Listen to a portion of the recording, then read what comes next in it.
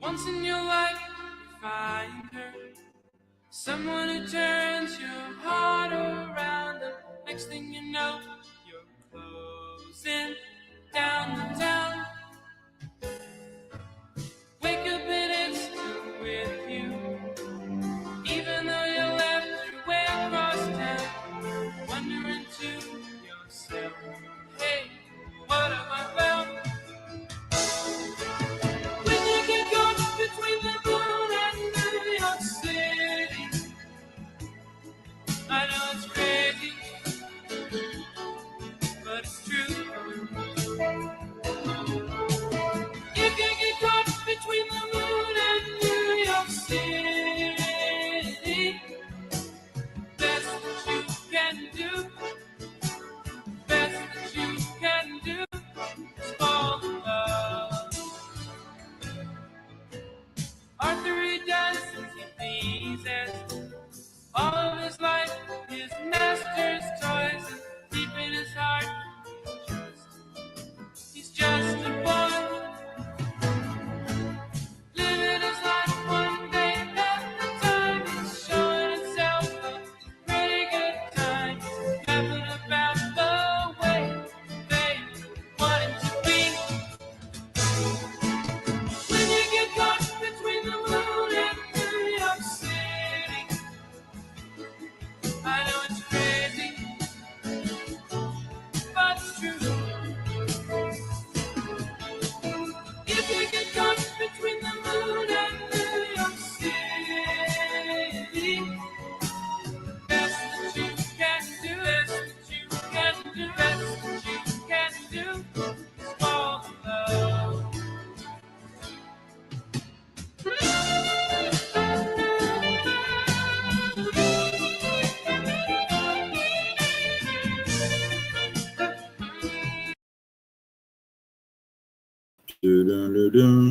Good evening, Tommy. Good evening, good night, good morning, and good afternoon. It's 2:30 in the morning here, so call it what you will. Already been to bed. I'm up. I'm probably go back to bed. So yeah, it could be whatever you want it to be over here. I hope you're doing good. I've got a event outside of a bar tonight from like 4 to 9 p.m. So I'll be making cheesecakes all morning and some chocolate strawberry labels. I got an idea that I'm going to try. Other than that, just checking out the news. I'm out of coffee, which really sucks. I made one pot of coffee and that's it. I'm out. I got to run to the store. So that's what I'm doing right after the show. I'll be listening to you when I'm at the store, but I will only be gone for probably 20-30 minutes. Get some strawberries, some cheesecake mix. What else do I need? Some peanuts. Better write a list. Dun, dun, dun, dun, dun.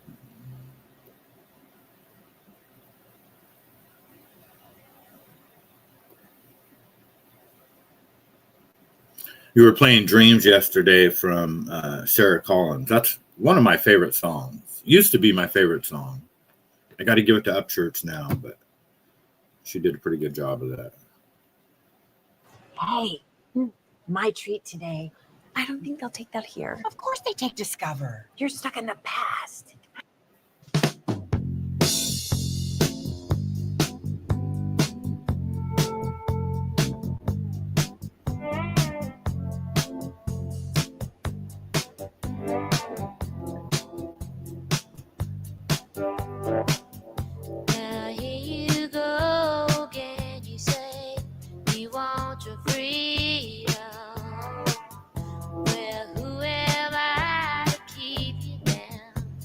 Yeah, I love this song. The lyrics are just wicked when she says that crystal visions and I keep my visions to myself. It's only me that wants to wrap around your dreams. Have you any dreams you'd like to sell?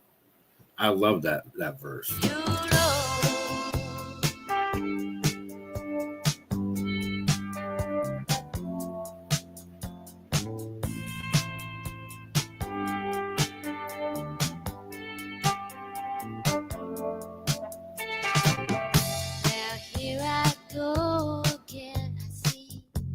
Crystal vision. I keep my visions to myself. It's only me who wants to wrap around your dreams. And have you any dreams you like to sell? Dreams of loneliness like a heartbeat drives you back in the stillness of. That is a killer song. Love that song. Fleetwood Mac. That's the band I've seen the most in concert. I haven't been to too many concerts. I went to more concerts in 2019 than all the other concerts that I've been to in my life combined. That's a fact. It's crazy. But I've seen Fleetwood Mac 3 times. I've seen Tacoma Dome and twice at the White River Amphitheater. And I've seen Stevie Nicks 4 times because she was also with Tom Petty. That was my favorite concert of all time, I'll have to say. Tom Petty, Stevie Nicks was there, and Eddie Vedder from Pearl Jam.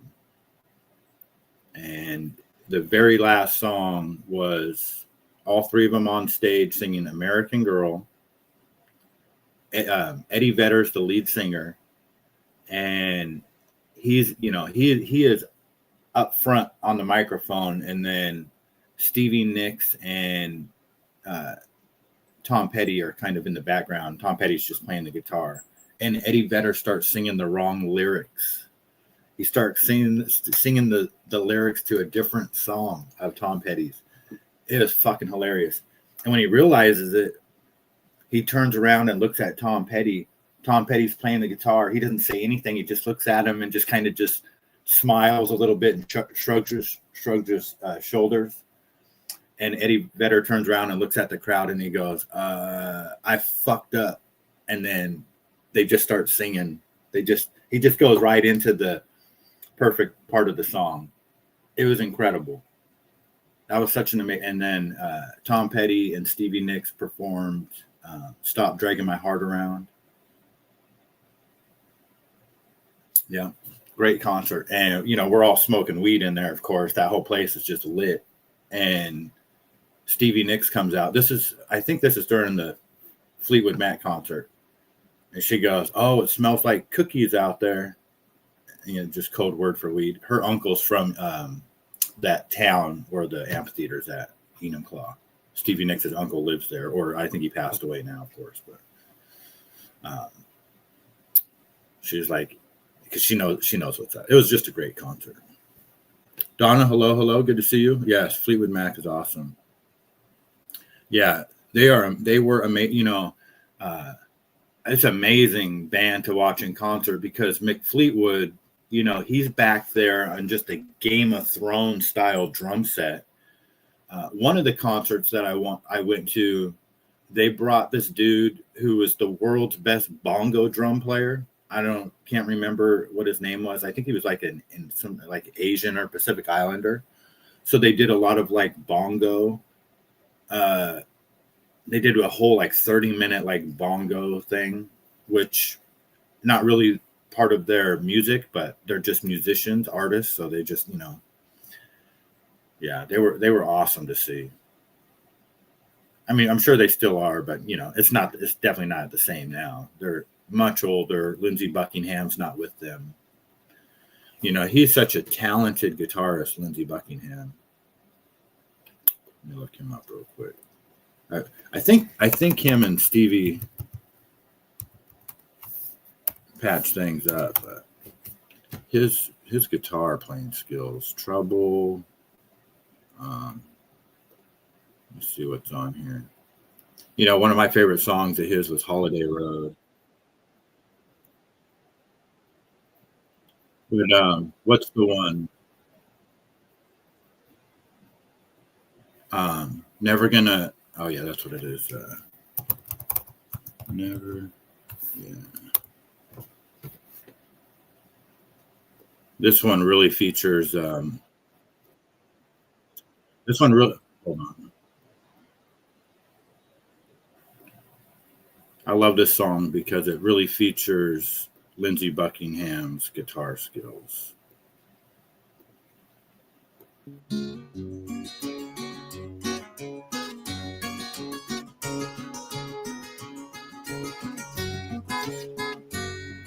She broke down, let me in. You couldn't get this if you went today because he's not even with them.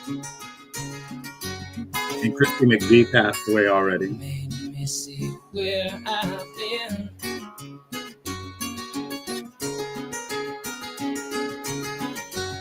And just real quick, that was one thing that, because the first time that I seen Fleetwood Mac was without Christy McVie. Then she came back and joined them. So then we got Hold Me and a bunch of other songs where, you know, because a lot of people don't know that Christy McVie was a huge part of that band at one time too. And she had a killer voice. Been down one time, been down two times. Never going back again. Joe Della, good morning.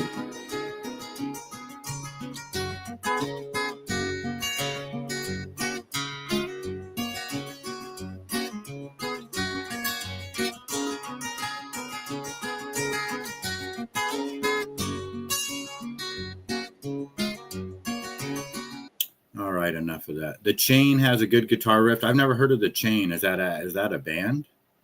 Let me see. Oh, it's a song by Fleetwood Mac. I've never heard this song.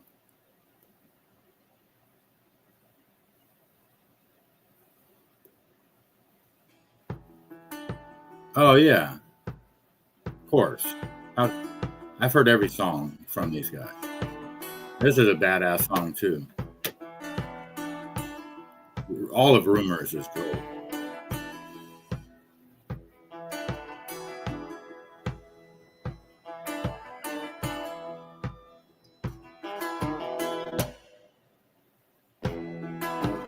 Listen to the wind blow, watch the sun rise. Just chilling. What's that? Run in the shadows, damn your love, damn your life. Man, I love these guys. This song, yeah, this song right here. I remember watching this song live because when we were at the amphitheater, you know, it's dark already. We're in the grass, stoned out of our minds. Fuck, these guys live outside is amazing. And if you don't love me now, you'll never love me again. I can still hear you saying you would never break the jam. I love that song. All right, one more. And what did Just Chillin' say? Where did that go? Don't Let Me Down Again live. Okay.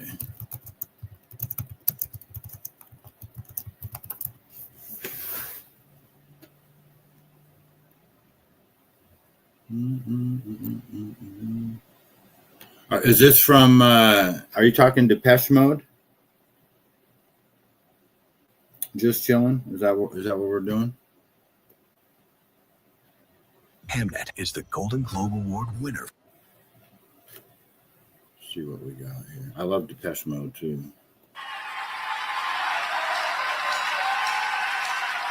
No, he says Fleetwood Mac. Don't Let Me. Never Going Down Again. Osada, have you been to the original Fleetwood Mac music with Peter Green? Have you heard any of the original? I'm not sure, Joe Della. If that's early stuff, I think I have, but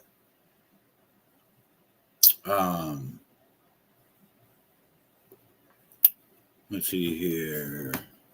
What did he say it was? Don't Let Me Down Again? Why do I keep losing that comment? Oh, there it is. Don't Let Me Down Again, 1980. Let's do this. Fleetwood Mac Live, 1980.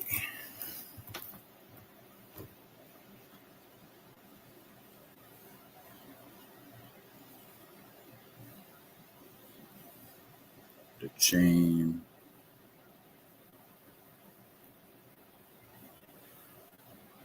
Man, I love this one too. I used to play this one. I used to play this one it used to piss off my buddies at the bar. We'd be playing pool and I played the song 10 times in a row. Back in the 90s.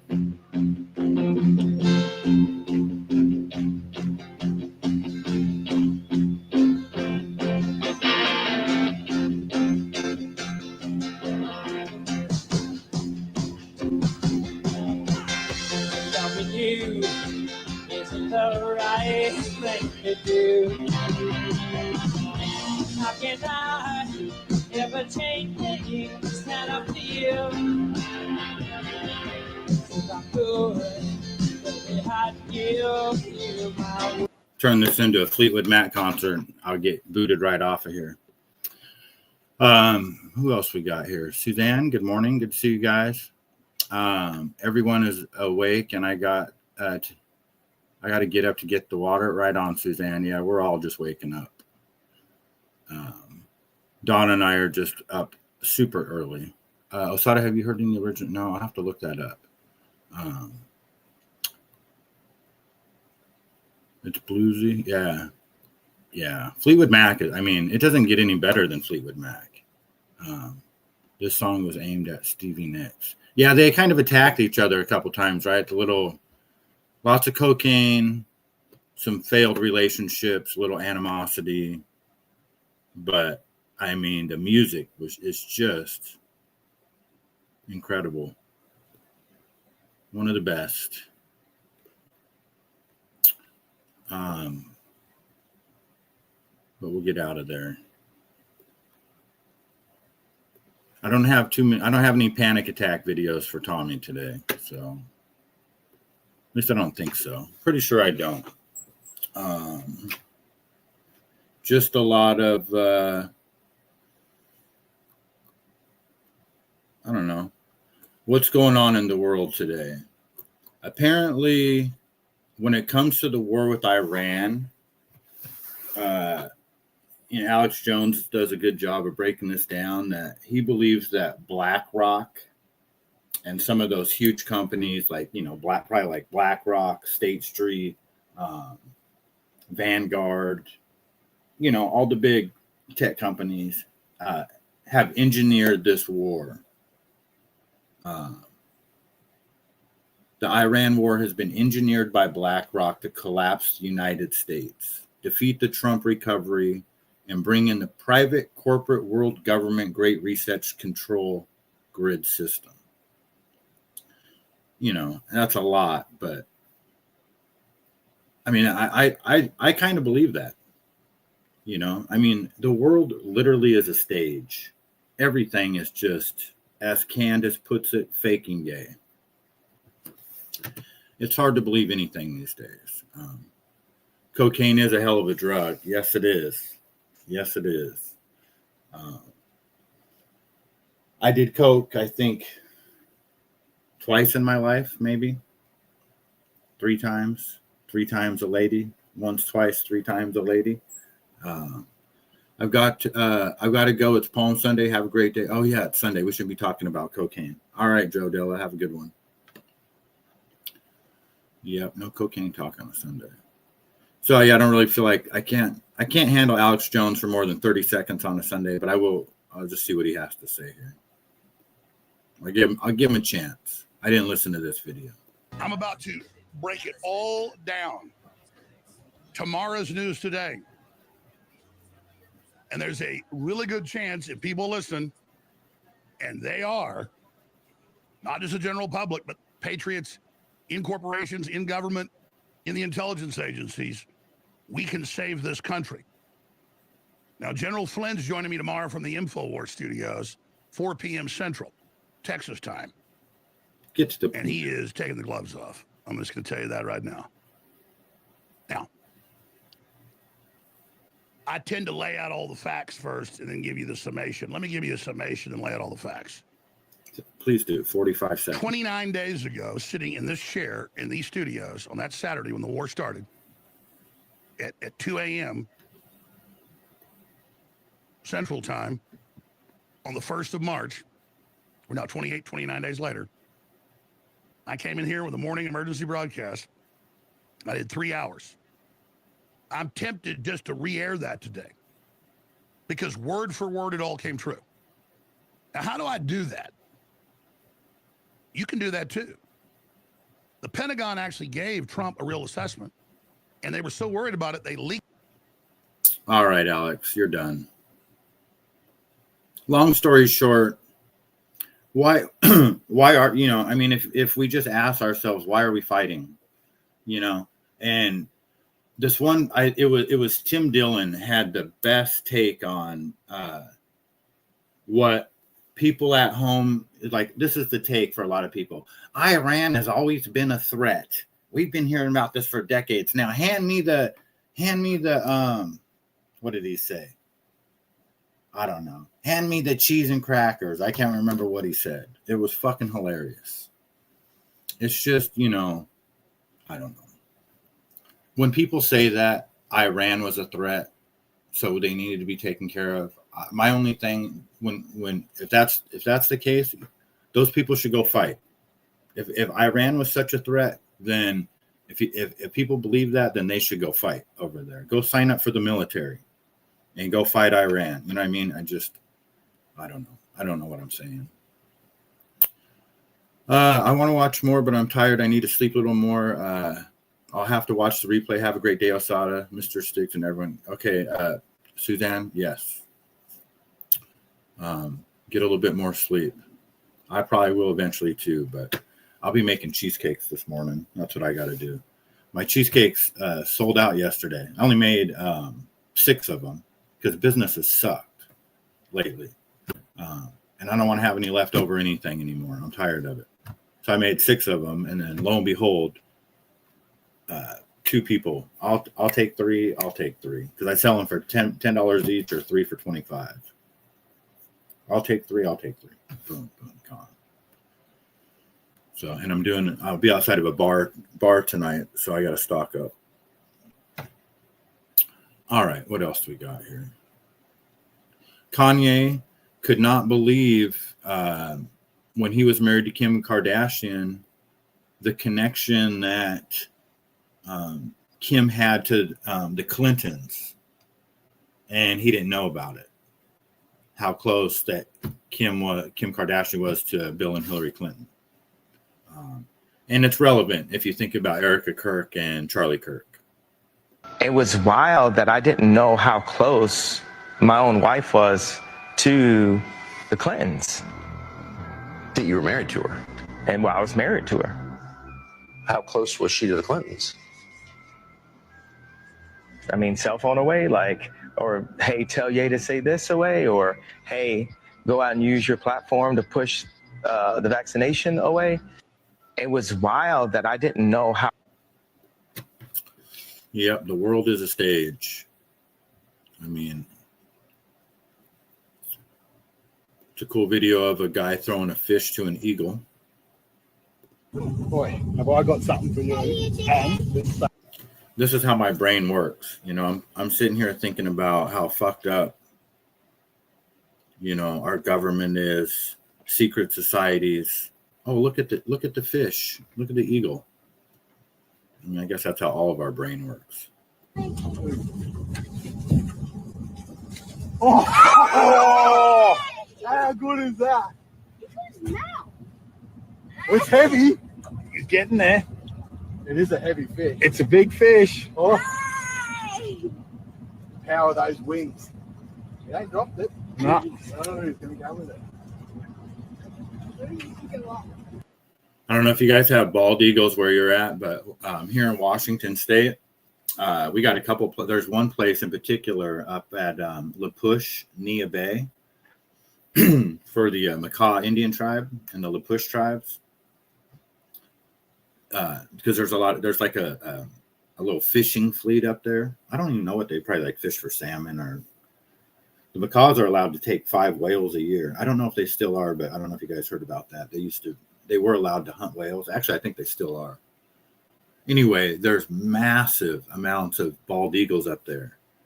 This one spot in particular where all these boats are where they dock their boats or whatever, the pier or the marina. There's hundreds of those eagles. And then when the fishermen come in, they just like gather around waiting for, the scraps. Pretty cool.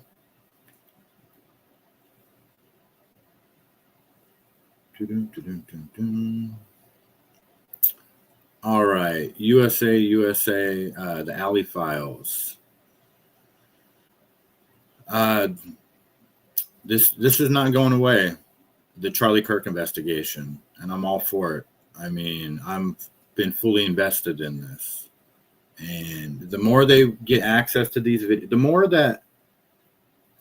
more that the seams crack for TPUSA, and they are cracking.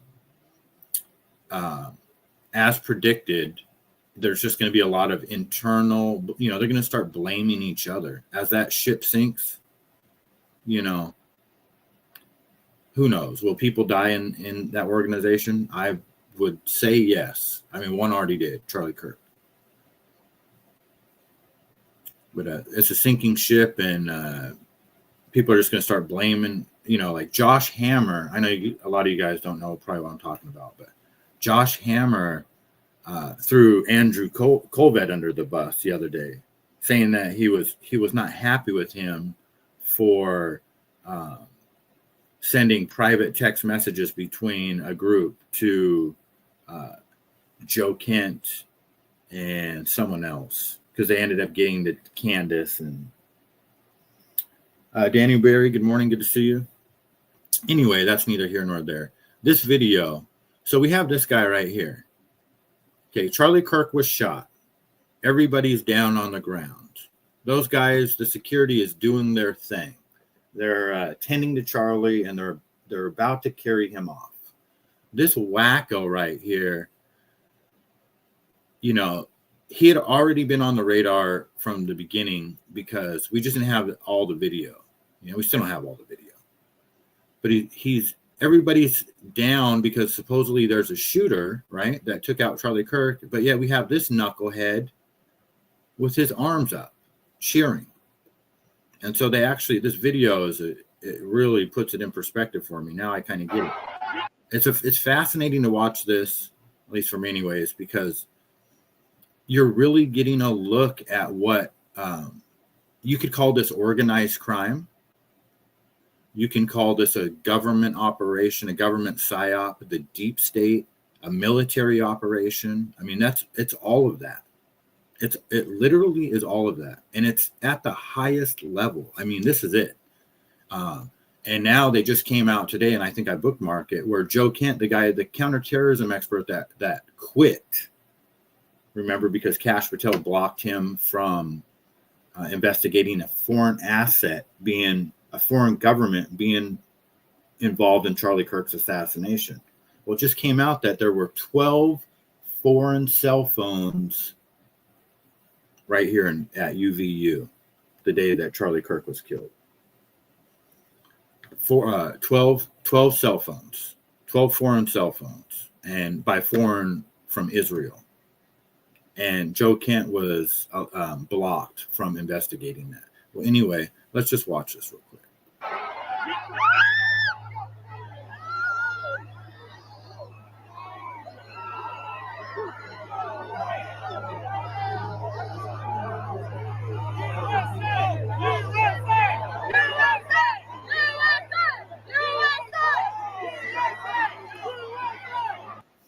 Right there, that's Charlie Kirk being carried away limb by limb. And this guy is yelling USA. And then we've got this guy. See, when you watch, when the video starts, everybody is pretty much getting down except the guy with the fucking flag in his hat. It's such a staged event, man. This is just such bullshit.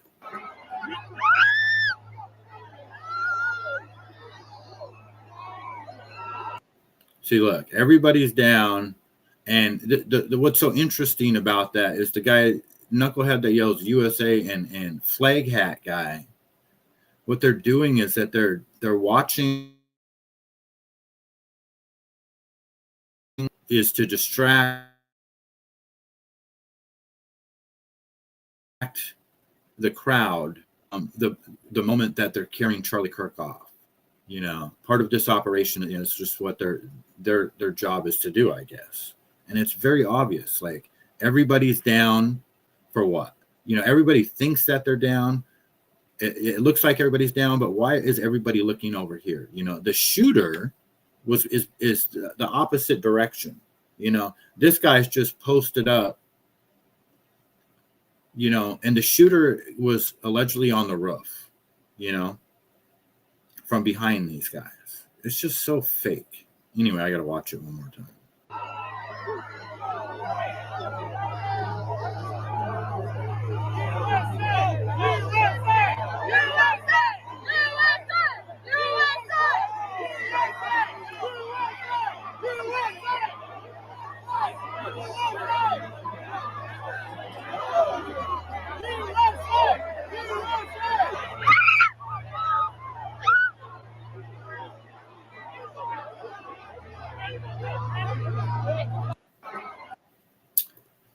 Just incredible. Absolute bullshit. Nick Cannon is driving with some chick, and they're talking about how the Democrats were originally the party of the KKK. Part of the Republican Party. That's right. Former Democrat, former liberal. Yeah. I was a liberal Democrat my whole life. Is that because the bag has got so intense and so heavy that you had a whole nother, you up there with the elite now? Not even close. Not even close. Democrats don't care about black people. Okay, and they don't care about people. They don't care about people of color. And the Republicans do, and that's the misconception. And you know what? I agree with you 100%. Thank you, People Nick. don't know that the Democrats is the party of the KKK. Yep. People don't know that the Republicans are the party that freed the slaves. Yep. I mean, both of you and I have some conservative views. You just a little bit more outspoken about it than I am. And I don't subscribe to neither party. I rock with W.E.B. Du Bois when he said there's no such thing as two parties. It's just one evil party with two different names. No such thing as two parties, just one party, one evil party with two different names. I love that. What a shit show. It is. You know what? You know, I know you're talking about TPUSA. You want to know how big of a shit show it is, Donna? The one dude that was Charlie's security, like supposed to be like one of his closest, you know, a friend, a personal friend of Charlie's, Frank Turek. He just recently went back to that campus, and he brings back all the guys that were asking the questions. Hunter Kozak, the guy who asked Charlie the last question, the trans question. And then Charlie picked up the microphone and then he gets killed. And so this guy is just, he gives this 2-3 hour seminar. Is so weird. It's so weird what he's talking about, and just obvious, just guilt. Well, anyway, at the end of it, he's like, if you look up on the screen here, and you can scan this QR code and you can buy my book for whatever, how much money. Buy my book, my Frank Turek book, okay? Please. You know, like, why would we, you know what I mean? Oh, it's just, and he's doing this to the college campus kids. You know, like in the real world, like if this really happened, those kids would be traumatized, man. I wouldn't even want to walk in that fucking yard anymore. You know, I wouldn't even want to walk. I would just be, you know what I mean? Like if I was anywhere, I would be scared. Probably some of those kids are probably still in shell shock. And this guy relives the whole thing, re-traumatizes them. And then, yes, please buy my book.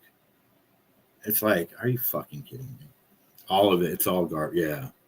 It's 100% garbage. And it's all we get, you know? It's like, I wish, you know, and I keep saying this, like, okay, well, we could just focus on the positive. I should just be focusing on my business, and, you know, let's just focus on the good. But there's no good. We're being led to our death, to our destruction. You know, this war we didn't vote for, it's all just falling apart. I'm trying not to panic about it. I think somebody told me not to panic or to settle down the other day, and it's good advice, but it's like, I started taking my ashwagandha again. So I'm feeling a little stressed out. I quit taking it because it was making me tired. It is what it is.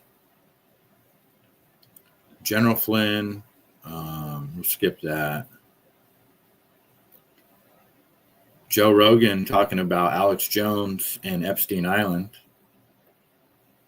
But he was the guy who told me about Epstein's Island more than a decade ago, and I thought it was the craziest thing I'd ever heard. I was like, what are you saying? There's an island, like it sounds like a plot in a movie. There's an island where they fly famous rich scientists and politicians, and they compromise them with underage girls and get it on film so they could use it against them. I'm like, what? That sounds like horseshit. That sounds like lizard people. It sounds like, 5G creates COVID. Same thing. Yeah. But turns out it was true. And it's one of many things. He was the first one to warn me about a social credit score system. He's like, they're going to try to implement a social credit score system, and your money is going to be tied. They'll have centralized digital currency, and your money will be tied to your social credit score system. And you step out of line, you won't be able to buy things. You won't be able to travel. You won't be able to do anything. They're going to try to keep you within a 15-minute radius of your home, and they're starting to do that in places. Yeah, all of it's real. But he was the guy. Yeah. And that's crazy to think about. You have to learn how to make money within 15 minutes of your house. A little micro ecosystem. I'm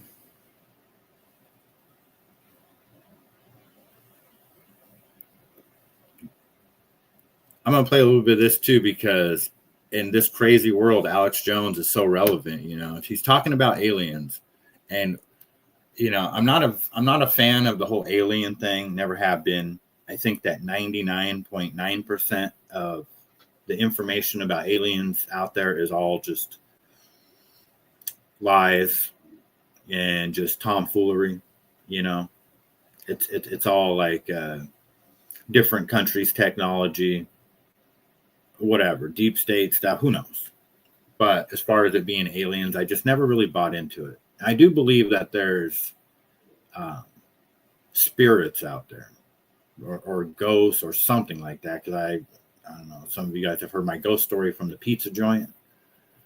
I definitely believe that there's ghosts or spirits or something like that, demonic spirits. But aliens, I never really believed in. But Alex Jones, we'll just listen to him talk about this we'll play for 60 seconds. You're mainstream real, now. Okay, but let's tell me how the connection between aliens and the Nazis took place. When did all this start? Let me begin. This is really, I'm telling you, Joe, this is a real deal. I believe you. This is, you ask, who are they?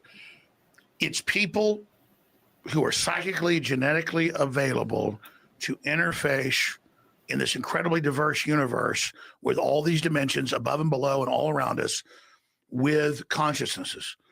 And the truth is, no energy is ever destroyed. It all continues on. The truth is, our bodies, this is a fact, are a communal hive organism of all of our ancestors and all of their race memories, but not in just some compressed epigenetic system. It's beyond that. It's an electrochemical antenna, they've proven this, that connects to higher and lower dimensions. So our bodysuit, because our predecessors wouldn't put us in a position without giving us a bodysuit that is them. Our families are loving us. They're holding us. They're wrapped all around us. Their strength, their will, their bad, their good, their sins, the good things they did, the battles they won, the battles they lost, the woman they loved, the man they loved. It's all in us. All these people. It's why we're able to look into so many things and have so many different experiences.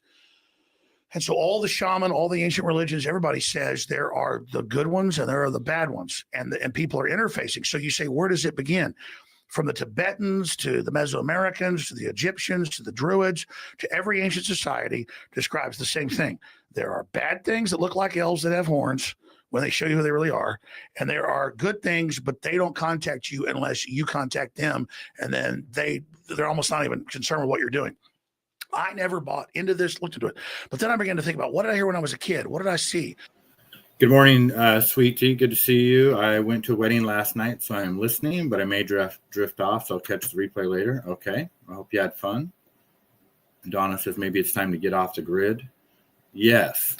The problem is that can we even get off the grid anymore? Because with Starlink and the satellites and all that, Alex Jones had this guy on a show a couple months ago where he brought this probe that it's like a scanner that can scan your body, and he was showing Alex, because he scanned Alex, that it picks up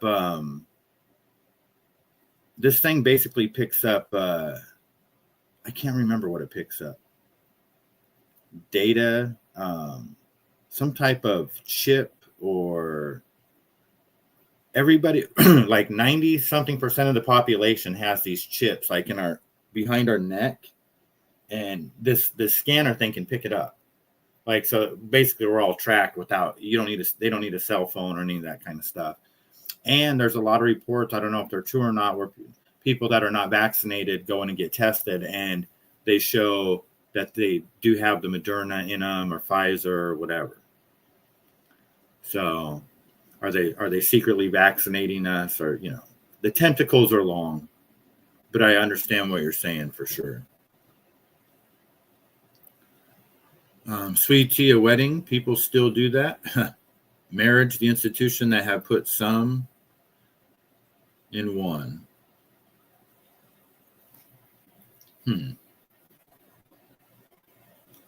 Yeah, I've never been married, 52 years old. Been in some long relationships, not that long though. What do they call it? The 7-year itch. That's about as long as my relationships last. 7 to 8 years.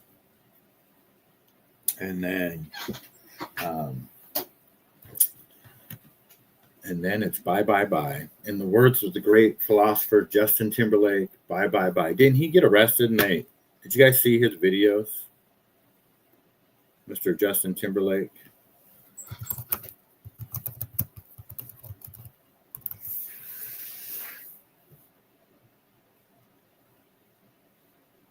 Because you're veering off to the left, and then you're not stopping at the stop signs. Yeah.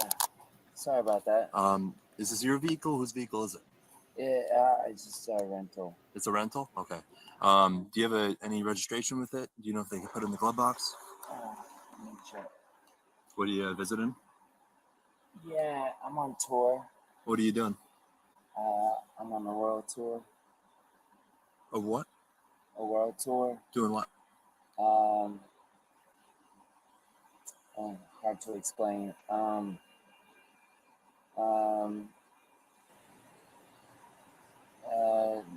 World tour. I'm Justin Timberlake. What's your name? Justin Timberlake. You are Justin Timberlake? Yeah. Do you have a license with you? Yeah, I do. And then you can put your right foot in front of your left, stay just like that. You put your right foot in, you put your right foot out, you put your right foot in, and you shake it all about. You do the hokey pokey, and you turn yourself about. That's what it's all about. All right. By the way, these are like really hard tests. So the way this device You works. said they're is hard you tests. look That's over why you it, don't blow up, volunteer to blow do it, the select test, your one. stupid. No? Yeah. Okay. All right. All right. At this point, based upon the observations, you're under the First of all, you're not supposed to drink and drive. You shouldn't be drinking in the first place. And then you never do the field sobriety tests. You know? You do the minimum amount of the law. You don't talk to the cops.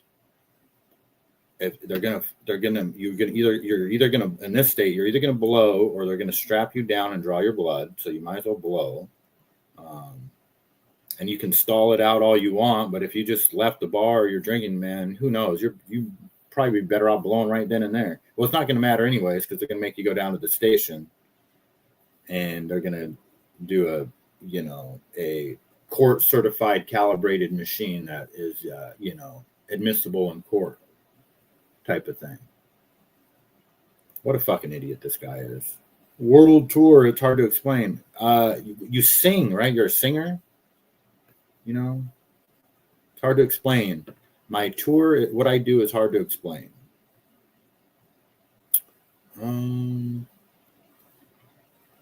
Candace Owens, real quick. Here's some explosive news for you that I can now, beyond a shadow of a doubt, confirm. Putting my name on this. Not only can I confirm this, but I can publicly challenge the very Zionist occupied Trump administration, who is aware of this, to deny it, to come out and say, no, that's not true. Okay. And if Kash Patel is done crying about the mean tweets on the internet regarding his sensational singing girlfriend, he can also certainly make the time of day to deny what I am saying if it is untrue, right? Because this is pretty relevant. Now, I should say that some people had actually reported this earlier, like Mel. I've been telling you to follow her, Village Crazy Lady, over on X. She was actually very early with this reporting, and I had heard rumors and rumblings, but I wanted to make sure that I had verifiable proof, enough proof that I would go out on a limb, as I'm doing right now, and asserting that it is authentic and it is real. Ladies and gentlemen, there were, for whatever reason, 12 Israeli cell phones on the ground at Utah Valley University the day that Charlie Kirk was assassinated. This has completely spooked the people that are very high up in government. Now, to be clear, I don't mean that there were 12 VPNs that were switched and routed through Israel on that day. I mean that there were 12 personal cell phone accounts that were opened in Israel, okay? Like you go into Verizon in Tennessee or in Connecticut and you open your phone. I am saying that they opened their phones in Israel, those accounts in Israel, and they were on the ground on September 10th at Utah Valley University when Charlie was shot. Now, the NSA knows this. Kash Patel knows this. People in the current administration know this, and they are desperate for some reason to stop that information from being released to the public. Why? Because they're the most transparent administration ever? Is that why? Is this like Jeffrey Epstein transparency that we're getting? Because that's what it feels like. It always seems that on the topic of this one nation that's only the size of New Jersey and has done nothing wrong ever and was truly the greatest friend to Charlie right up until the very end, never put any pressure on him, suddenly everybody abandoned their values. True friends of Charlie Kirk, right? Standing on that stage, giving him a speech, hiding this. Now, what would be the reason that they wanted to keep that information under wraps? And why does it have people at the very top spooked? If there's nothing to hide, then there's nothing to hide, okay? If there's nothing to hide, then there's nothing to hide. And it's crazy because Candace Owens, I've been saying this. I say she's the most important person in the 21st century. She's not talking out her ass. She's talking about Joe Kent, the counterterrorism expert that quit and is now going out on a limb. He's risking his neck. And he's saying that he will testify on behalf of the defense for the Charlie Kirk assassination because they want to hang, they want to execute Tyler Robinson, Megyn Kelly. I want him hanged. She's like, I've seen the evidence and I want, and these, come on, say what? We have not even had a trial yet. And let's not forget that the gun that they're saying is impossible. You know, the 30-06, it's just we're not dumb and we're not going to buy it. And now it got to the point from, you know, people saying, oh, you know, it's just JFK. You guys are never going to figure it out, to, oh, yeah. Well, now we got the entire government fucking scared, and people are quitting because that ship is sinking too. And people are going to, you know, it's not going to be good. Some people are going to have to be the fall guys for that. As you know, they're going to have to give the public some sacrifices, like Andrew Colbert and Frank Turek and who knows who else. Some of them are so protected by the deep state that they're just already immune to getting in trouble. You know, and those are the ones that they don't even talk. Terrell Farnsworth, Dan Flood, and Rick Cutlet. That's the one that they're saying triggered the thing when he pulls the sleeve up right at the same second that Charlie gets killed. Like, they don't even speak. They don't need to. They're just, you know, deep staters. Let's move on. Get him, Candace. She's got Joe Kent now. You're in trouble now. And they got General Flynn, Alex Jones. Who knows? You know, Alex Jones can help either side, and he is riding the fence on this one. What else do we got here? State media of Iran is claiming that Iran is going to fire a large number of hypersonic missiles towards Israel and the U.S. and its allies, calling it punishment for Allah. Iran said it's only used 5% of its missile arsenal. You know what I find interesting about the word missile? Remember when Trump said that we're not qualified, Americans are just, you know, we're not qualified to build missiles. You know, that's why we need legal immigration. You remember him saying that? And back when he said that, why the hell do we need missiles? What do we need missiles for? The fuck do we need missiles for? For what? No new wars. We're not going to war. Well, okay, that makes sense now. So that hits a little differently now.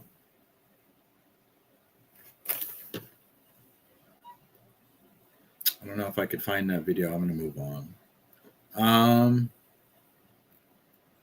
This is definitely a possibility. The next move by Iran could be to hit. I mean, Israel's already crushed. They've already lost, but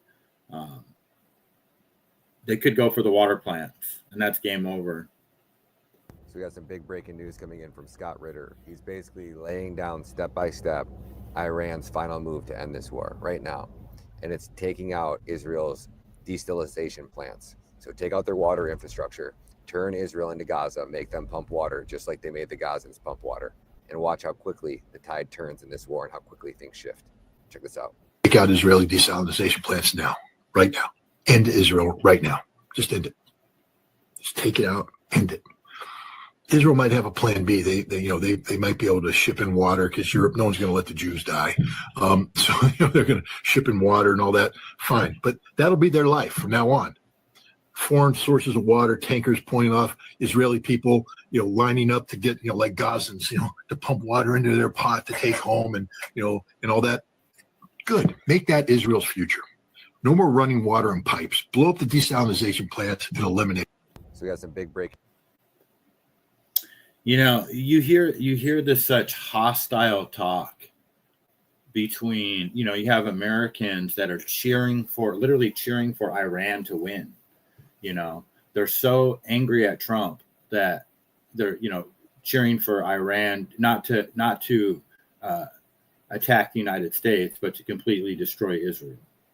So they'll stay out of our meddling affairs. And it's one thing to have podcasters saying that, but you have lots of people in the government. It's like it's a civil war. That's what it feels like. That's coming.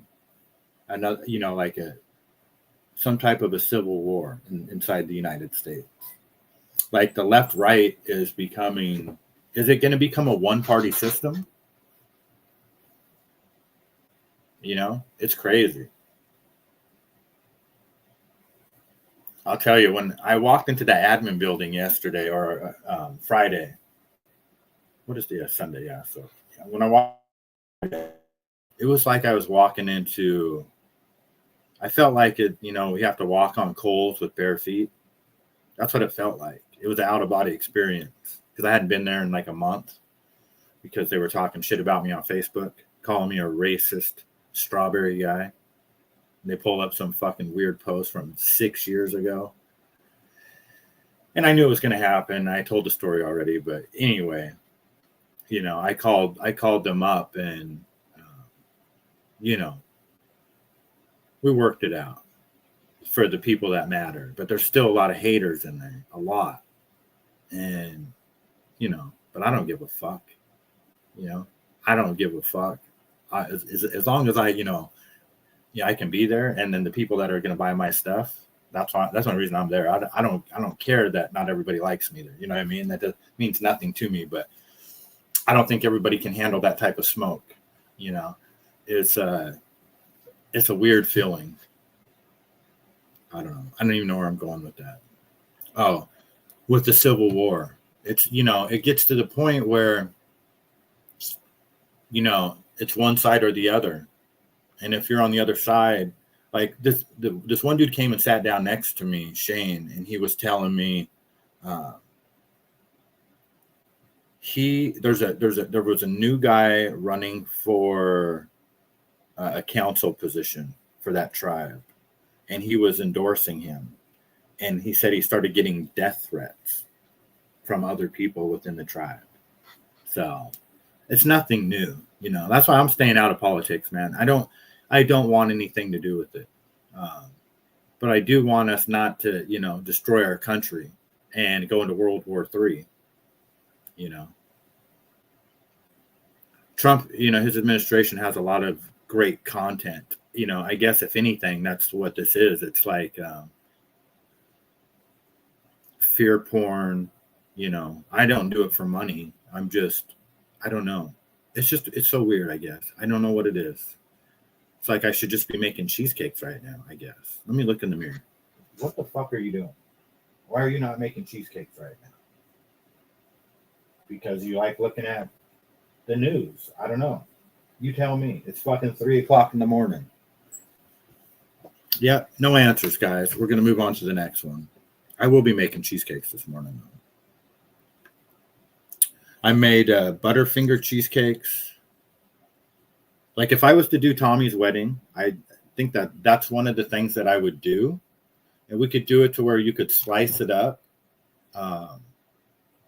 and just everybody have, you know, put it on a plate. But I like doing the individual things. I think the presentation is awesome and it's just the way to go. Everybody can have their own cheesecake, their own flavor cheesecake. I even want to start doing half and half cheesecakes. I came up with a new plan. I don't know if I told you guys about the little drama with the cheesecake people saying that I was copying their boxes. So I don't want any drama. And I don't want people thinking that I'm copying their style. So I came up with an idea for a new packaging. I want a plastic cylinder large enough to hold the cheesecake tin. And then I'm going to stack, I think, either 3 or 4 of them. Because I go 3 for $25. So I think I'm going to do 3 of them on top of each other, and then I'm going to put the label on the outside of the plastic, and then it'll just be it'll have they'll all be the same, or it'll be 3 different flavors of cheesecakes on there. Maybe I'll do like a classic, a strawberry crunch, and a huckleberry, but you know, the flavors for cheesecakes are endless. And my cheesecake business is starting to kick off a little bit. You know, I've been working on them for a while. So, yeah, the presentation on, you know, and not everybody loves cheesecakes, but a lot of people love cheesecakes. You do cheesecakes, like if I was going to do Tommy's wedding, I would do cheesecakes, chocolate strawberries, and a bunch of cupcakes. And then we would go from there. You know, he's going to have to buy the wedding cake somewhere else. I can't do the wedding. I could have my ex do it, but She's not coming to New Jersey with me. She texted me yesterday. I'm on my way home from selling strawberries. My daughter's in Vegas. Her and her friends went to Vegas for a couple of days. My ex is watching my granddaughter. And she's had enough. And so she texts me and says, hey, basically, can you come over and play with Mila? Because I think she's had enough of me, she says. So I was like, yeah, no problem. So I went over there, and she was just, you could just tell she had been through hell, and my granddaughter is just abusing her, just abusing her. And she's telling me how she has a meltdown at Target, and she bought her all this stuff. I'm like, oh my gosh, what are you doing? She has a meltdown, and then you buy her $150 worth of toys, and I go over there, she's dressed up with makeup all over and the princess dress on, and I'm like, holy smokes. And my ex, she's just had it. And she goes, yeah, I can only pretend to be so many things. And it reminded me of me and Thindu's conversation. It's like, that's why I went over there, because I was just thinking to myself, I was like, fuck, if I was ever in that situation, I had her for like 2 days straight, and I called one of them, text one of them, I would hope that they would come over and at least give me a break for a while, So I gave her a break for about 2 hours, and she was able to make some phone calls and cook dinner, and we bullshitted for a while. It was cool. My granddaughter's still a little sick. But yeah, we had a lot of fun. Played Barbie. She sang. It was cool. Had a good time. Lots of fun. And I got I'll be outside of a bar tonight. The Pursuit Distillery is what it's called. So I've never done it before, but I look forward to it. Yeah, what else we got? Ben Shapiro. What? This guy, no one elected you. You're just an anti-American little freaking Israeli cuck. And he's just this guy, man. You just listen to him. Would be her continued complete moral betrayal of Erica Kirk to kiss Candace Owens' ass. He's talking about Megyn Kelly right now, okay?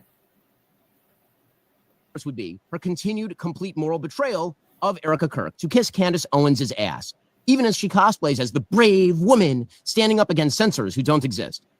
She says she'll die before she bends the knee to those who criticize Candace Owens, which is why, for example, sadly, Megyn Kelly continues to pretend she's the vanguard of the conservative movement, citing, wait for it, her YouTube numbers.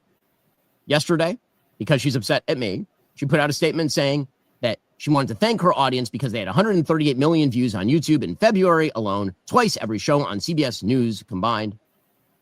And then she talked about my YouTube traffic and says that her YouTube traffic is significantly higher than my YouTube traffic. Again, I'm not going to get into a contest of comparing statistics on episode downloads or YouTube downloads for specific episodes of Megyn Kelly, because that's not how I measure morality. But that is clearly how Megyn measures morality. Now, some might point out that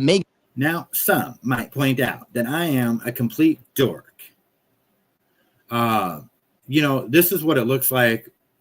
Megyn Kelly is even though I don't agree with a lot of the things, she lost some credibility with me. You can never agree with everybody, She didn't destroy her credibility like, Patrick Bet David, PBD, whatever his name is. That guy's just nobody should be listening to that fucking idiot. And nobody should be listening to this fucking idiot either. The only reason now PBD has skills, he'll lay out, him and his group can lay out some, some content that you can listen to. He has some good guests on and he knows how to conduct a good interview, but he's a shill. This guy has no talent. Nobody likes him. He's just a little weirdo.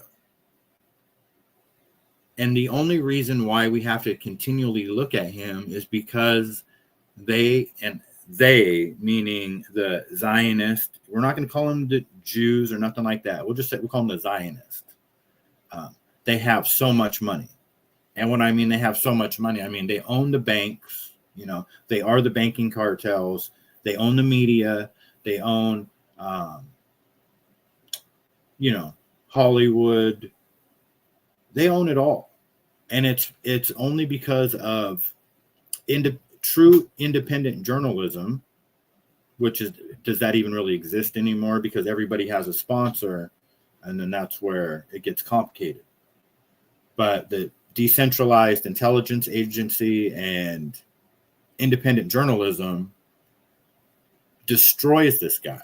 You know, they can put on, you know, $1 million TPUSA events and get paid spots on national television, be part of the presidential campaigns, but nobody cares. You know, the only reason why we look at him is because the powers to be shove him down our throats.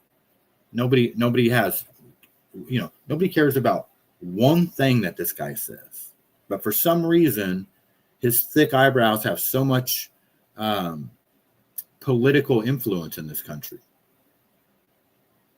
And it's part of, you know, I think that his group is like they were put in place to be like the catalyst to the division of this, you know, upcoming civil war. It's all very strange, but, you know, he's so cooked because he picked the ultimate, the two final bosses that you don't want to ever talk shit about, you know, like for real, is Candace Owens and Megyn Kelly. Those are you don't want that smoke. Megyn Kelly alone will just, you don't want to fucking go up against her, man. You're going to fucking lose every single time. This guy says that, you know, we had the FBI came out and said that there was a viable threat that they were looking into off on the, you know, in California. A terrorist attack was, there was a threat of a terrorist attack in California. I don't know if you guys remember that or not. You know, we got all of these asteroids that are falling through houses. The one in Houston, they found 6 fragments of rocks. They're seeing fireballs all over the skies of the United States, and they start to look like meteors, and then some of them turn into orbs and change direction and stall out and fall out of the sky. They put military aircrafts up there. The list goes on. Is it all real? Is some of it AI? Who fucking knows? I have no clue. Some of it's got to be real. I know one for real. One that for sure is for real is the one that Owen Schroyer seen. I believe him.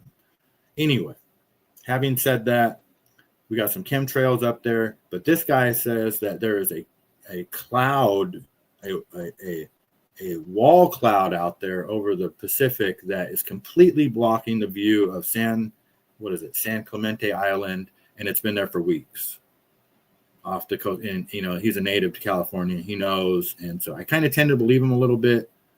We'll just watch the video. People think this is natural, right? So from as far as your eyes can see, they have the Pacific Ocean blocked off within its entirety. So you used to be able to see Santa Catalina Island.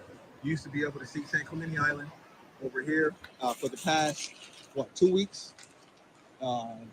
It is impossible. They have blocked off the view with in its entirety for the past 2 weeks. I come out here every day. This artificial cloud that's covering the Pacific Ocean, this is similar to the ice wall in Antarctica. This is Pacific Ocean's ice wall is what you're looking at, essentially.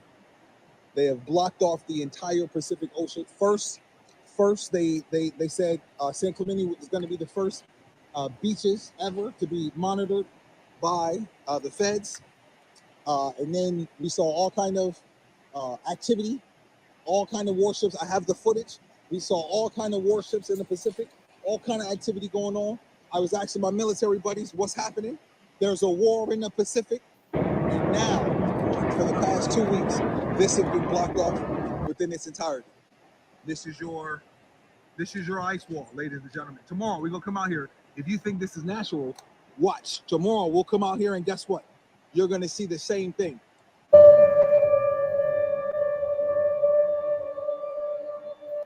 Cue in the suspenseful music. James, hello. Megyn Kelly is something. Yeah, she is. She's true talent. You got to give PBD some credit. He started out broke and made it in the short life he has here. Thindu, hello. Good morning. Dang, I got to catch up on the chat. So yeah, it's neither here nor there with that. It's kind of conspiratorial to even think about the, there's a cloud wall out there. But again, put it in context with the threat of a terrorist attack. They told us that. Our government told us that. So yeah, and we have April 20th coming up.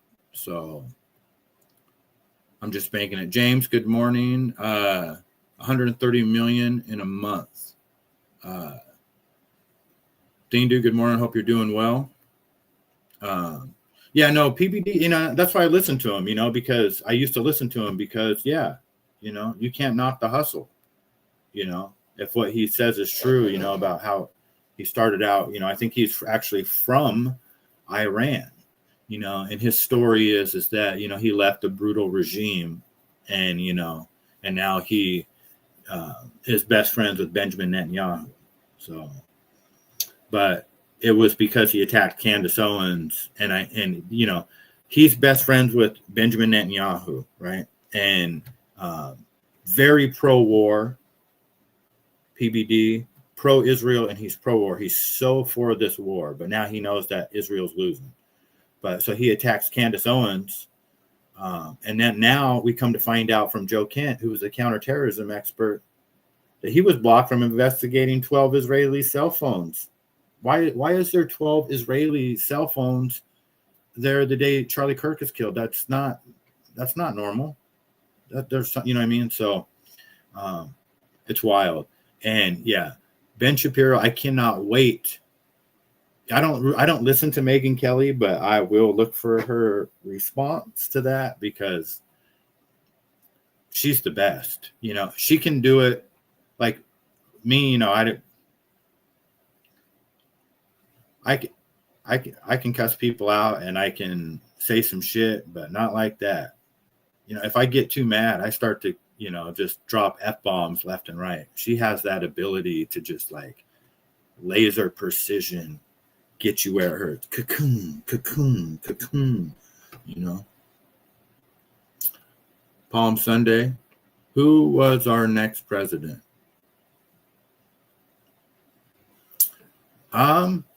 Would it have been Charlie Kirk? Would it have been J.D. Vance and Charlie Kirk? It's a good question now. Who is going to be our next president next?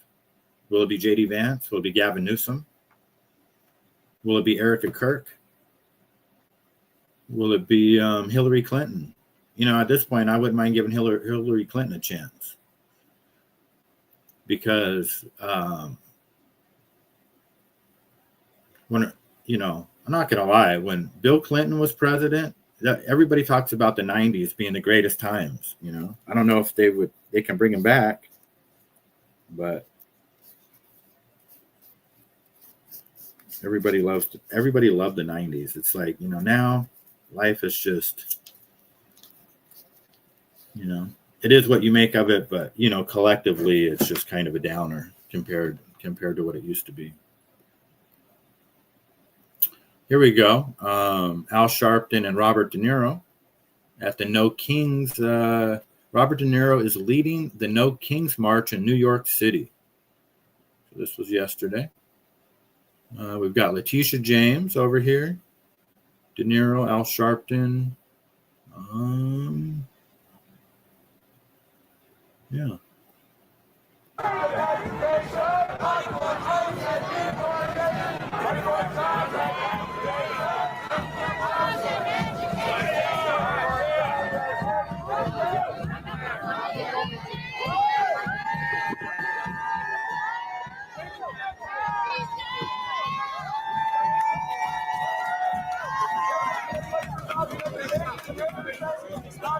It's a little late, but if either one of you guys want to come on up. Late meaning I know Tommy's going to start a show, but if you want to come up, come up.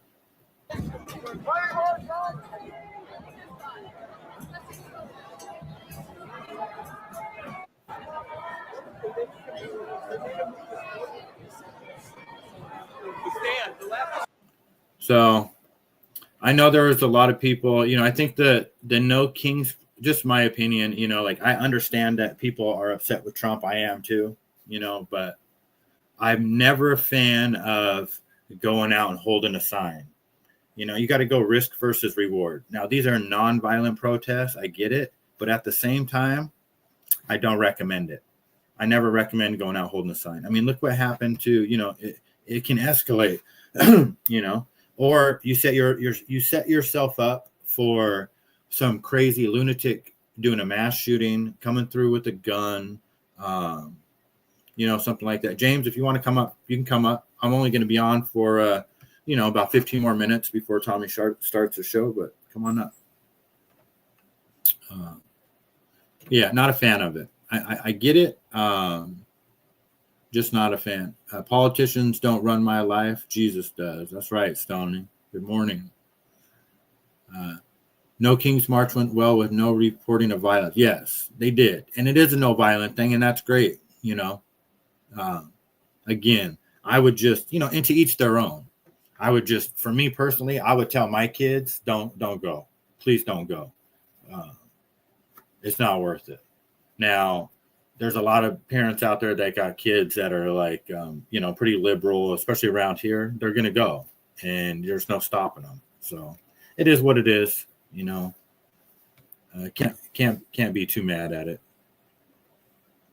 What's up, James? Good morning. Good morning, Mossada. How are you? You all right? Yeah, I'm doing well. How are you? Yeah, not too bad. I just not that long got back from Mass. It's Palm Sunday today. So, yeah, I'm just probably going to try and do a little bit around the flat and then go off to my friend's house later for a bit of dinner. His missus is doing us a dinner. So that's nice. Yeah, that's cool. Right on. Do you know what's on the menu? Oh, it'll be a Sunday roast of some form. So, yeah, it'll be roast chicken, could be beef, lamb, pork. I love all of them. So I'm looking forward to it. Yeah, it's always nice to sit down with friends or family or whoever and eat dinner, you know, have a conversation. Absolutely. So I've just obviously I've been keeping an eye on the news and things like that. I think it's a bad idea that if they're going to go and put boots on the ground in Iran, if I'm honest. Oh, 100%. Yeah, no, we don't want to do that, but you know, we just have crazed lunatics running the show right now. But yeah, the problem is, as we know, Epstein was a Mossad agent, and I personally think, because I remember hearing Trump's manifesto, and it was like, I'm going to be the president about peace, and I'm not about wars. I hate to say it, but listen, just in my humble opinion, is that I think that they've got something on him, and that's why he's doing what he's doing, if I'm honest. yeah, you know, there's a lot there is a lot there. Most definitely they could have something on him. He could be compromised, and you know, from what I hear, his kids are making they've all made over $1 billion each since he's been president, you know, with insider trading and the crypto mining and all that. So Yeah. there's a grift going on and a lot of things going on. Because I don't see how the Western world benefits. We obviously know that there is no benefits. There's only drawbacks because obviously the Strait of Hormuz. So really didn't understand. I don't understand what is the reasoning, only other than the fact that Israel does not like Iran. For the US for actually going in and bombing in and trying to obviously put boots on the ground. I can't see any advantage from it. Right. Well, if you ask a brainwashed boomer who watches CNN or Fox News or any of that over here, they will tell you that Iran has always been a threat, James. For decades, they have been threatening the United States and saying death to America, and we needed to go over there and stop them because they were going to nuke us with nuclear vests. That's what you would hear from people like that. But in reality, they did it. We all know why they're doing it. They're doing it because they want, well, Israel doesn't have any oil, for one thing. They're just, you know, they want some oil, they want regime change, and it's part of the greater Israel expansion project. And Iran. Oh, absolutely. I think they get if they can get that Iranian regime. By the way, that's been in power for 40 years. So anyone listening to that, let that sink in, folks. Because if they wanted to have do something, they would have done something by now. So they want to obviously get them out. And you're right, it's about them just dominating their backyard. And they've obviously done a deal with the Gulf states, because the Gulf states, by the way, they're a different type of Muslim. You've got Sunni Muslim and you've got Shiite Muslim. Shiite Muslim is the Iranians, the Persians. Right. So even though they are Muslim, they're still obviously slightly different. It's like Catholics and Protestants in Christianity. So 100%. And you know, back in the day, they before they had an Ayatollah, they had a Shah, and you know, and Iran was very civilized, and they still are, but they were highly civilized. And you know, the United States fucked it up for them way back when. Well, this is it, because they were basically getting loans of them. Britain owes Iran loads of money, and what had happened was obviously there were a lot of Western countries were taking the pay, and then that left like a vacuum to allow this regime to come in the Iranian Revolution. Because if you see some of the pictures from the 70s in Iran and that, for a Muslim country, they were very westernized. You know, the women didn't go around with face coverings, and they were all like you'd think you were seeing somewhere in the Western world. They were all dressed nicely and what you would come to expect from a Western looking country. And obviously that vacuum came in and it got filled. And, you know, there's obviously a method to the madness why they allow these things. They've also been demonized, and it's almost like the West has to have a monster to convince the people that they could do, when they do something, that they've got justification to do it. Does that make sense? Oh, 100%. And you know, I've always said for years, and I've said this many more times than I can count on this show, that I believe that Hamas and Al Qaeda and ISIS and all the terrorist groups are created by Israel and the deep state. Like because for exactly what you just said, they need the enemies. And then they just released the BB Files, which was I don't know if you've seen that, Tucker Carlson did. It's a 2-hour documentary on Benjamin Netanyahu, and it talks about his extramarital affairs, and it talks about how he admits that he gave $35 million to fund Hamas in Palestine. Oh, 100%. Al Qaeda and Osama bin Laden were trained by the CIA. They were born out of when the Afghans were fighting the Russians, and through proxies that these tribes or organizations have been allowed to build themselves, because they are effectively what creates, and it allows to create fear amongst us in our communities when they talk about sleeper cells and things like that. And the reason why they create that fear it allows them to then go, well, for your safety, and they then enforce more control, and they take more of our rights away, and then we're being monitored by the state. We're starting to give up our liberties. It's almost like the same with the gun situation in America. A lot of these shootings, bearing in mind you've had the right to bear arms for the past 200 years, but then you notice that more and more recently that there's more of these shootings, and it's almost like they want to put their hands down and let it happen, so they can then more encroach and come along and try and take away the rights to have guns. Well, the truth is that it's even a step further than that. Not only do they put their hands down to it, they're the ones orchestrating a lot of the shootings. And if you listen to people like Hunter Kozak, who was the last guy to ask Charlie Kirk a question before he was killed, he was the one on the microphone. He'll tell you, there's an interview where he says that, isn't it normal for everyone to be around mass shootings? My best friend was at a mass shooting. My cousin was at a mass shooting. So you have this whole group of deep state guys that go around and are orchestrating these mass shootings. That's my belief. So, Oh, like the 100% now, 100%. I think because Trump's making these sort of mistakes now, he's he's now on their playbook. I don't think that they're going to try and kill him anytime soon now, because I think he's kind of fallen under their web. This is something that they would want. They'll want a war in Iran. exactly, and I want to show you something, James. Can you see the monitor? Yeah, I can see your screen. Yeah. Okay, I'm going to play something real quick. This is when Trump got shot in Butler, Pennsylvania.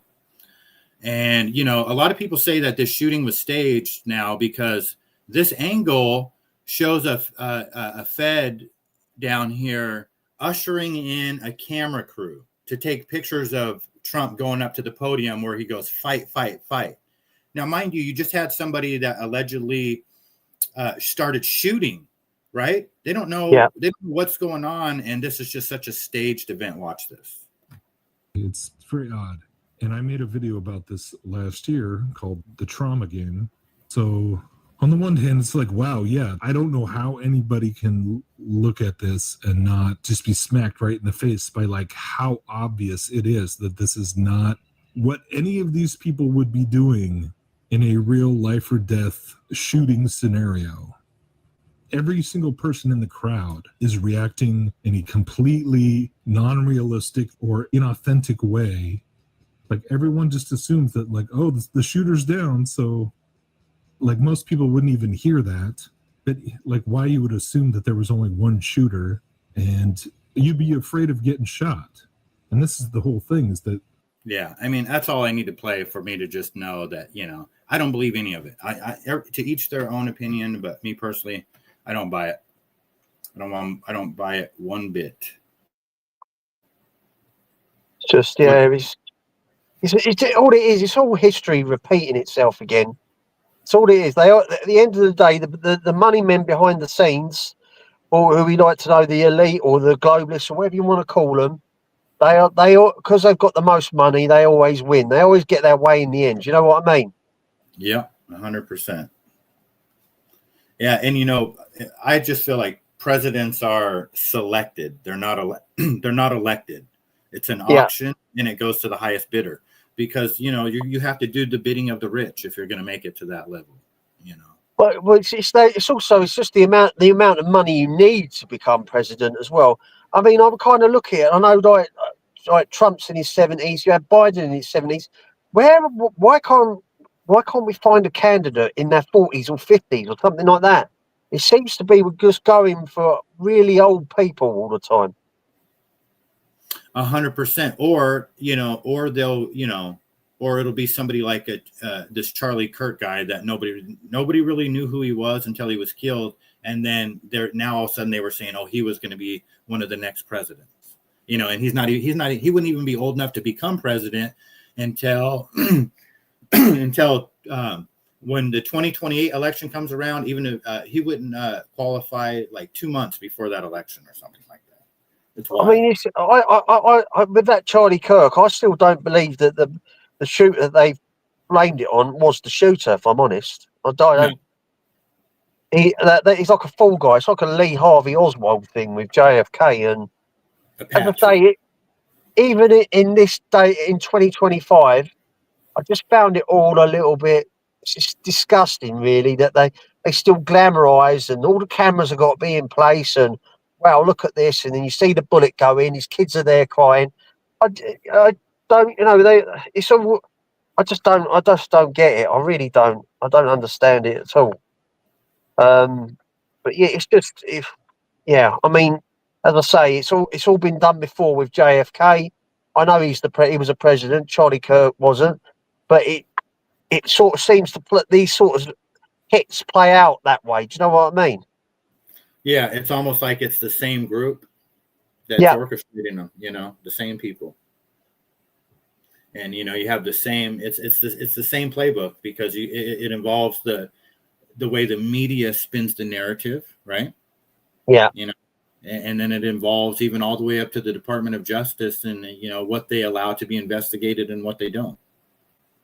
Exactly. I just it's just weird the politics. I don't understand what obviously I know what their real reasoning behind it, but just some of the like the crazy stuff with certainly what the Democrats have been pushing, with like genital mutilation of children and all this the destruction of the 2.4 children family, the community thing, the ideal of wanting us to have solid relationships.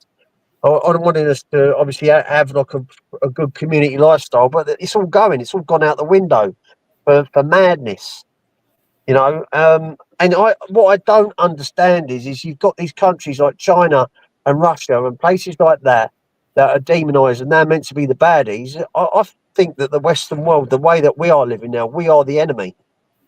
We are the baddies. Yeah, no, I totally agree. Yeah, and I feel like part of the reason why all of this has happened, if you look at like you just said, so you have the Democrats that they have their own set of issues, mutilating kids and all this kind of bullshit. The right, obviously, what we're going through now. What's the common denominator? Well, one of the common denominators is they both want to just destroy our country and everybody's country. They want to keep pressing the middle class down to a poverty level. Well, right? There won't be a middle class. It'll be poor and rich. Right. That'll be it. One of the things that I've heard recently from people on the internet, and then even one of my best friends' brother, is they're serious. Some people are actually leaving the country, and some people are really seriously considering it. And I think that's part of the plan, going back to what Trump said about we don't have anybody here qualified to build missiles and computer chips, that it's about replacement migration. Long story short, they want to make the living conditions here bad enough that where some of the people that have the ability to make decisions if they would want to move or not actually do move and get out of here. And so the people that are left are the people that they're not, the poor people aren't decision makers. They have to roll with the punches. They get what's handed to them. Yeah. Or they're happy just to live off the state and benefits, and it's meant to be like the land of the free, a country where you inspire to bet yourself, and they don't want that dream anymore, do they? No, they don't want you to own a house. They don't even want you to own a car anymore. Everything's borrowed. Everything's borrowed. Yep. We don't own our own pictures. The media. It's crazy. And like I heard somebody say this the other day. Back in the day, you would walk into Blockbuster. There would only be, a limited amount of choices, but you'd want to watch almost every single one of them. And then, now with Netflix, there's thousands of choices, and none of them nobody wants. There's just nothing. Yeah. You know what I mean? It's just it's a weird paradox. The world we live in. And it's as I say, it's changing, and from what I can see, it's not for the better. It's not for the better, All we can do is just keep fighting the fight and see what happens, Exactly. Well, Tommy's about to be on, James, so I think I'm gonna end the show. But no problem. But thank you for having me up, Mossada. I appreciate it. Yeah, anytime. Have a great Sunday. Cheers, mate. Bye. Okay, take care. All right, there goes James. Let me see if I had anything else to talk about real quick.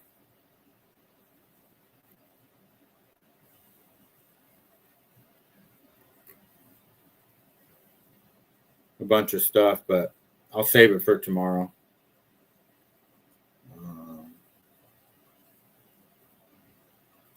Yeah.